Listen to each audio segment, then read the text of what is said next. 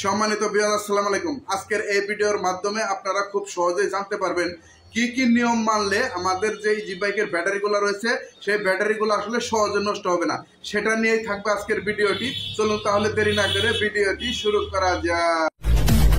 Automatic TV, subscribe নাও।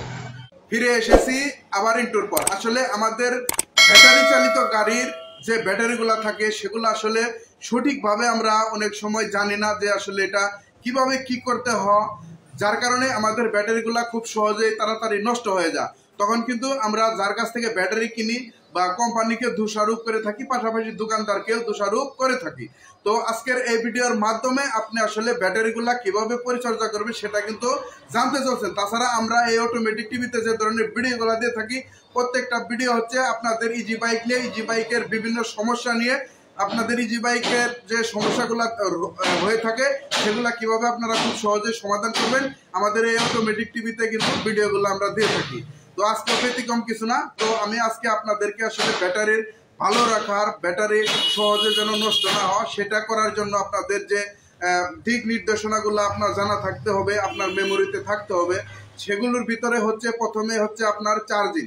তো ব্যাটারিতে আসলে চার্জের কোনো ঘাটতি দেওয়া যাবে না। অনেক ভাই আছে আসলে দেখা গেল যে কারেন্ট বেশি খাবে দেখে আসলে চার্জ খুলে রাখে, আপনার 8 ঘন্টা বা 7 ঘন্টা দিয়ে চার্জ দেওয়া বাদ দেয়। তো এই ধরনের কাজগুলো আসলে কখনো করা যাবে না। তাছাড়া চার্জ আপনার 12 থেকে 13 ঘন্টা দিবেন, সেক্ষেত্রে কোনো সমস্যা নাই। আর চার্জ থাকা অবস্থায় চার্জ দিবেন, আর যখন চার্জ দিবেন তখন অবশ্যই আপনার ব্যাটারির যে সিবিগুলো রয়েছে এগুলা খুলে চার্জ দিবেন, ঠিক আছে? তাছাড়া যদি আপনারা ব্যাটারি কিছুটা চার্জ রেখে আপনার 15 থেকে 20% অথবা 10% চার্জ রেখে যদি আপনি চার্জ দেন, সেক্ষেত্রে কিন্তু আপনার ব্যাটারিগুলো আসলে বসে যাবে না।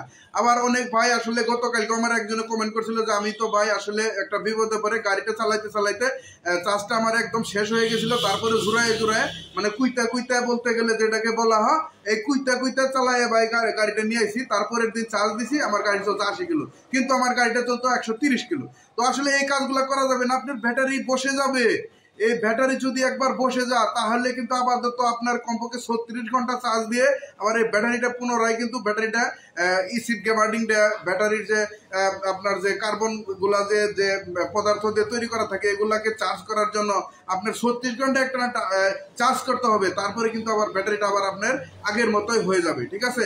অবশ্যই আপনাদের ব্যাটারিতে যদি চার্জ লো থাকে সেই অবস্থায় যদি চার্জ দেন তাহলে কিন্তু গাড়িটা কম চলবে। আর যখন আপনি চার্জ থাকা অবস্থায় চার্জ দিবেন অবশ্যই আপনার গাড়িটা মাইলেজ বেশি পাবেন এবং কি আপনার যে ব্যাটারির প্লেটগুলো রয়েছে এগুলো ভালো থাকবে।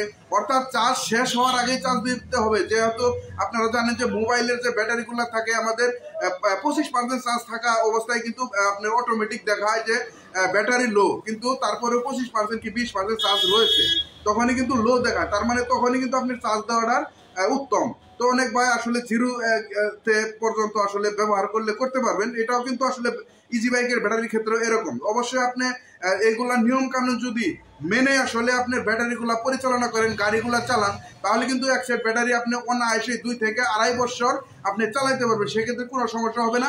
একটা জিনিস লক্ষ্য রাখতে হবে, আপনার ব্যাটারিতে চার্জ দেওয়ার সময় অবশ্যই ব্যাটারির সিবিগুলা খুলে রাখবেন, আর ব্যাটারিতে পানিগুলা অ্যাসিড গ্যাবার্ডিং যে পানিগুলা রয়েছে সেটা যেন আসলে আপনার শুকিয়ে না যায়, শুকানোর আগেই কিন্তু দিতে হবে। আর যে কূপের ভিতরে যে পানিগুলা দিবেন প্রত্যেকটা খুবই সমানভাবে পানিগুলা দিবেন, কোনো খুবই যেন কম বেশি এরকম না হয়, সেদিকে লক্ষ্য রেখে যদি আপনি ব্যাটারিগুলো পরিচালনা করেন আশা করি আপনার ব্যাটারি 2 থেকে 2.5 বছর অনায়াসেই চালাতে পারবেন। তাছাড়া ব্যাটারি পরিচর্যা নিয়ে আমার আরো বেশ কয়েকটি ভিডিও নিচে দেওয়া রয়েছে, আপনি সেই ভিডিওগুলো ইচ্ছা করলে দেখে আসতে পারেন। আজকের ভিডিওটি কেমন ছিল অবশ্যই কমেন্টে জানাতে ভুলবেন না। আর এই ধরনের ভিডিও পেতে অবশ্যই আমাদের চ্যানেলটা সাবস্ক্রাইব করে সাথে থাকবেন।